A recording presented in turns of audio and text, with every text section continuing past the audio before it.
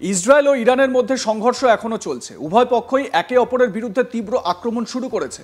এখান থেকেই প্রশ্ন উঠছে যে ভারত কি তাহলে এবার সরাসরি তৃতীয় বিশ্বযুদ্ধে জড়িয়ে পড়ছে? কারণ জানা যাচ্ছে আদানির তৈরি এয়ারক্রাফট বোমে তেহরান ধ্বংস হচ্ছে, আর তাতেই এই প্রশ্ন জোরালো হচ্ছে। বুধবার ভোরে ইসরায়েলি সামরিক বাহিনী জানিয়েছে যে ইরান থেকে নতুন করে ক্ষেপণাস্ত্র নিক্ষেপ করা হয়েছে। ইসরায়েলি সংবাদ মাধ্যম জানিয়েছে যে তেল আভিভ এলাকাসহ সমগ্র দেশ জুড়ে সাইরেন বেজে উঠছে, যেখানে বিস্ফোরণ এবং আগুন লাগার খবর পাওয়া গেছে। ইসরায়েলি বাহিনী ইরানে উচ্চ মূল্যবান লক্ষ্যবস্তুতে আঘাত করার জন্য হারমিস 450 ব্যবহার করেছে বলে জানা গেছে। হারমিস 450 ড্রোনটি এলবিট সিস্টেমের হারমিস ফ্যামিলির অংশ। এই নিয়ে আপনাদের আরও কয়েকটা তথ্য দিয়ে রাখি। আইআরজিসি বা ইরানি বিপ্লবী গার্ড কোরের ঊর্ধ্বতন কর্মকর্তাদের জানে শেষ করার জন্য ইসরায়েল হারমিস 450 মোতায়েন করেছিল। ইরানি ট্রাকে লাগানো মোবাইল অ্যান্টি এয়ারক্রাফট মিসাইল লঞ্চারগুলিকে লক্ষ্যবস্তুতে লক্ষ্য করে হারমিস 450 মোতায়েন করা হয়েছিল। এই পদক্ষেপের লক্ষ্য ছিল নিজস্ব বিমান বাহিনীর জন্য ইরানের আকাশসীমা সুরক্ষিত করা এবং ইরানের আক্রমণাত্মক ক্ষমতা নিরপেক্ষ করা। মজার বিষয় হলো, ঠিক এক বছর আগে ইসরায়েল লেবাননে এই ড্রোন ব্যবহার করা থেকে বিরত ছিল, কারণ হিজবুল্লাহ তাদের লক্ষ্য করতে পারে, সেই সময় এই আশঙ্কা ছিল। এটা মনে রাখতে হবে, ইরানে ধ্বংসযজ্ঞ চালানোর জন্য ইসরায়েল যে ড্রোনগুলি ব্যবহার করেছিল তা ভারতে তৈরি করা হয়েছিল। তবে এই অভিযানগুলিতে ভারতের তৈরি ড্রোনগুলি ব্যবহার করা হচ্ছে কিনা তা কিন্তু স্পষ্ট নয়। তবে এটি ঠিক যে আদানি ডিফেন্স এবং ইসরায়েলি প্রতিরক্ষা giant Elbit systems Hermes drone তৈরির জন্য একটি চুক্তি করেছিল। আগে হ্যাঁ, আদানি ডিফেন্স অ্যান্ড এরোস্পেস এবং ইসরায়েলি প্রতিরক্ষা জায়েন্ট এলবিট সিস্টেমস এই হারমিস ড্রোন তৈরির জন্য চুক্তিবদ্ধ হয়েছিল। হায়দ্রাবাদের আদানি এলবিট ইউএভি কমপ্লেক্সে আদানি ডিফেন্স এবং এলবিট সিস্টেমস একসঙ্গে হারমিস ড্রোন তৈরি করে। এটি ভারতের প্রথম বেসরকারি ইউএভি উৎপাদন কেন্দ্র, যেখানে হারমিস সিরিজের ড্রোনের জন্য কার্বন কম্পোজিট অ্যারোস্ট্রাকচার তৈরি করা হয়। হারমিস 450 এবং হারমিস 900 উভয়ই মিডিয়াম অল্টিটিউড লং এন্ডুরেন্স বিভাগের ইউএভি এর অধীনে পড়ে, যা মূলত নজরদারি, যোগাযোগ এবং গোয়েন্দা তথ্য সংগ্রহের জন্য তৈরি। হারমিস 450 এবং হারমিস 900 এর মতো ড্রোনগুলি ইসরায়েলের কৌশলগত যুদ্ধক্ষেত্রকে বদলে দিয়েছে। হারমিস ইউএভি দীর্ঘ সময় ধরে সক্রিয় থাকে এবং ধারাবাহিকভাবে মিশন ক্ষমতা বজায় রাখে। অন্যদিকে ভারতের হায়দ্রাবাদের কারখানায় তৈরি এই ড্রোনগুলি বিশ্বের সবচেয়ে বিপজ্জনক যুদ্ধক্ষেত্রগুলির মধ্যে কিছুতে গেম চেঞ্জার হিসেবে প্রমাণিত হচ্ছে। এবং স্বাভাবিকভাবে এখান থেকেই প্রশ্ন উঠছে, ইসরায়েল কি তাহলে আদানি এরোস্পেস এবং আদানি ডিফেন্স এরোস্পেসের তৈরি যে এই ড্রোন, সেই ড্রোন ব্যবহার করেছে? প্রশ্নটা থাকছে। প্রসঙ্গত, ইসরায়েলের বিখ্যাত এয়ার ডিফেন্স সিস্টেম আয়রন ডোমকে বোকা বানিয়ে ইসরায়েলের সামরিক সদর দপ্তর থেকে শুরু করে অন্য জনবহুল এলাকায় আছড়ে পড়েছে ইরানের মিসাইল। এদিকে ইরানের মিসাইল হানার তালিকায় রয়েছে ইসরায়েলের হাইফা বন্দর। প্রায় গুঁড়িয়ে দেওয়া হয়েছে এই বন্দরটিকে।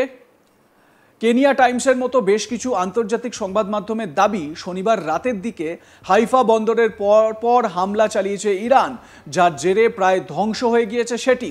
সেখানে অবস্থিত বন্দর, সেনা ছাউনি, রাসায়নিক কেন্দ্র ও তেল পরিশোধনাগার সব জায়গাতেই ইরান হামলা চালিয়েছে বলে খবর। প্রসঙ্গত, প্রায় ধ্বংস হয়ে যাওয়া এই হাইফা বন্দরের সঙ্গে রয়েছে ভারত যোগ। এই হাইফা বন্দরের 70% অংশীদারিত্ব রয়েছে আদানি পোর্ট অর্থাৎ ভারতীয় ধনকুবের গৌতম আদানির কাছে। 2023 সালে ইসরায়েলের গ্যাডট গোষ্ঠীর সঙ্গে যৌথ অংশীদারিত্বে এই বন্দরটি কিনেছিল গৌতম আদানির সংস্থা, যার তৎকালীন সময়ে দাম পড়েছিল প্রায় 150 কোটি আমেরিকান ডলার। তবে এই হাইফা পোর্টে ইরানি হামলার প্রসঙ্গে এখনো পর্যন্ত মুখ খোলেনি কোনো পক্ষই।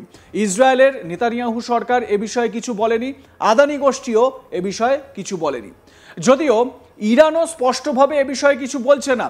যদিও ইন্ডিয়া টুডেকে দেওয়া ইরানিয়ান এক অধ্যাপক তিনি জানাচ্ছেন যে আন্তর্জাতিক মিডিয়া, ইন্টারন্যাশনাল মিডিয়া তারা আশ্চর্যজনকভাবে চুপ এই বিষয়টায় যে গৌতম আদানির যে হাইফা পোর্ট, সেই হাইফা পোর্টে কিভাবে ইরান অ্যাটাক করেছে, হাইফা পোর্ট পুরো ধ্বংস হয়ে গেছে, সেটা দেখানো হচ্ছে না বা টেলিকাস্ট করা হচ্ছে না।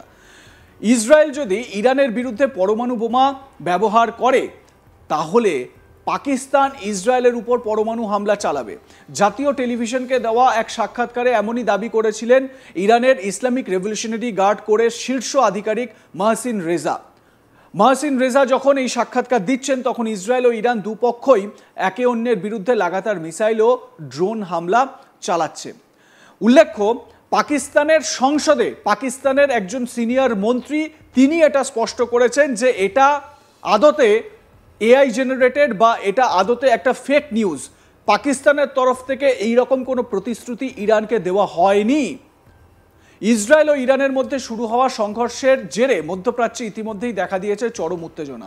আমেরিকা, ব্রিটেন, ফ্রান্স, জার্মানি সহ বিশ্বের অন্যতম শক্তিধর দেশগুলি ইতিমধ্যেই ইসরায়েলের পাশে দাঁড়ানোর বার্তা দিয়েছে। G7 কান্ট্রিগুলো তারা স্টেটমেন্ট দিয়েছে যে ইসরায়েলের এটা ডিফেন্সের জন্য ইসরায়েল এটা করছে, তাই আমরা ইসরায়েলের পাশে রয়েছি, অর্থাৎ ইরানের উপর চাপ বাড়িয়েছে। মহসিন রেজার পাকিস্তানকে নিয়ে করা মন্তব্যকে মোটেও হালকাভাবে নিচ্ছেন না বিশ্বের তাবড়ো তাবড়ো দেশের রাষ্ট্রপ্রধানরা।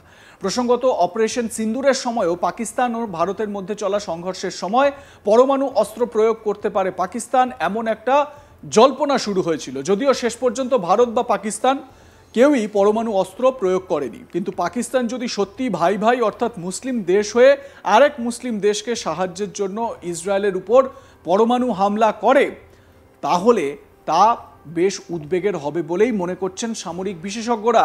এখনো পর্যন্ত দুটি দেশে প্রায় 248 জন, যেই সংখ্যাটা ইতিমধ্যেই আরও বেড়েছে, প্রায় 300 জনের মৃত্যুর খবর পাওয়া গেছে, যার মধ্যে ইরানেই 260 জনের মতন মৃত্যুর খবর পাওয়া যাচ্ছে।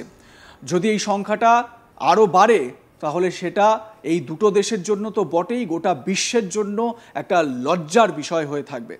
পাকিস্তানের সাহায্য করা নিয়ে মহসিন রেজা বলেছেন, পাকিস্তান আমাদের আশ্বস্ত করেছে যে ইসরায়েল যদি ইরানের উপর নিউক্লিয়ার বোমা ব্যবহার করে তাহলে তারা ইসরায়েলে পারমাণবিক বোমা নিয়ে আক্রমণ করবে। তিনি আরও বলেন, পাকিস্তান শুধু ইরানের পাশে দাঁড়ানোর বার্তাই দেয়নি, এই বিপদের দিনে বিশ্বের সবকটি মুসলিম দেশের কাছেই আর্জি জানিয়েছে যাতে তারাও ইসরায়েলের বিরুদ্ধে সংঘর্ষে ইরানের পাশে দাঁড়ায়। প্রসঙ্গত, বিশ্বের যে 9টি দেশের কাছে পরমাণু অস্ত্র রয়েছে সেই তালিকায় রয়েছে পাকিস্তানের নাম। 2024 সালের গোড়ার দিকে দুই দেশের মধ্যে মিসাইল বিনিময়ের পর যে সৌহার্দ্যপূর্ণ সম্পর্ক তৈরি হয়েছিল তার দিকে ইঙ্গিত করে রেজা বলেন, পাকিস্তান ইরানের পিছনে দাঁড়ানোর প্রতিশ্রুতি দিয়েছে।